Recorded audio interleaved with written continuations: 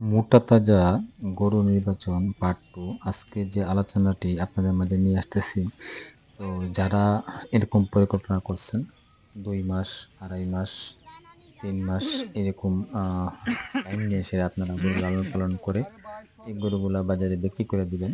তাদের জন্য আজকে পার্ট 2 আলোচনা হচ্ছে কি? দেখেন এখন যে গরুগুলা আমি আপনাদেরকে দেখাচ্ছি, এটা হচ্ছে 1 প্লাস সাইজের। মানে আমাদের বাজারের ভাষায় 1 প্লাস সাইজের বাচ্চা। তো এই যে বাচ্চাগুলা আছে এগুলা হচ্ছে আপনার ছোট আকৃতির বাচ্চা। তো এই বাচ্চাগুলার ভিতরে দেখবেন কিছু বাচ্চা দেখবেন আপনার আ গঠন তার সব ঠিক আছে। কালার প্লাস গঠন প্লাস হাড়ের গঠন প্লাস তার বডি ফিটনেস, বডির গঠন আ মানে একটা গরু দেখার পরে বোঝা যাবে কি না এটার ভবিষ্যৎ ভালো আছে। এই ক্যাটেগরির কিছু বাছুর আপনারা নির্বাচন করে আ এটা আপনারা লালন পালন করে দেখা গেছে কি আপনারা ৩ মাস পর এই গরুটি আপনারা বাজারে উঠাইলেন। তো দেখা গেছে কি এখানে আপনারা আম গরু পিছে ১০, ১০,০০০, ১৫,০০০ বাকি মাইনাস ১০,০০০ এরকম একটা প্রফিট আপনারা করতে পারেন।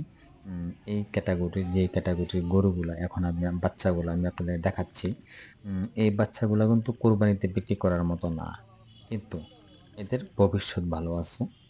তাদের কালারে এবং কি ফিটনেসে বলে যে না ভবিষ্যতে এরা আ ক একটা ভালো একটা লাভ দিয়ে যাবে। এই ক্যাটেগরির যে গরুগুলো আছে এগুলো আপনারা বাজার থেকে নির্বাচন করে বাড়িতে এনে মনে করেন আপনারা অবশ্যই শুকনা বাছুরগুলা কিনে আনবেন। দুর্বল বাছুরগুলা কিনে আনবেন। আর কিনার সময় আমি যেই লক্ষণগুলা আ আপনার লক্ষণীয় যে বিষয়গুলো আপনাদের মাঝে আমি তুলে ধরেছি। আম যে কেউ গরুটা দেখলে যদি বুঝতে পারে তাদের চোখে লাগে এরকম যেন এর ভবিষ্যৎ ভালো আছে। যেমন দেখেন তাদের পায়ের হাড়গুলা এবং কি পাছার যে সাইড, সামনের যে সাইড, হুম? অবশ্যই তো এগুলা বাছুর গরুর দাঁতা তো অবশ্যই হবে না। তো এই এই সাইজের আ হোক শুকনা এই সাইজের গরুগুলো আপনারা নির্বাচন করবেন। নির্বাচন করে তখন আপনাদের ফার্মে এনে ২, ২.৫, ৩ মাস লালন-পালন করে আপনারা আবার বাজারে উঠাবেন। তাহলে আপনারা আর্থিকভাবে আশা করি লাভবান হবেন। তারপরও যদি আপনারা যদি আমি যে আপনাদেরকে টিপস দিচ্ছি, বুঝতে যদি কোনো সমস্যা হয় অবশ্যই কমেন্ট বক্সে কমেন্ট করবেন। ইনশাআল্লাহ আপনাদের আ প্রশ্নের সকল উত্তর দেওয়ার চেষ্টা করব। তো ভালো থাকবেন, সুস্থ থাকবেন।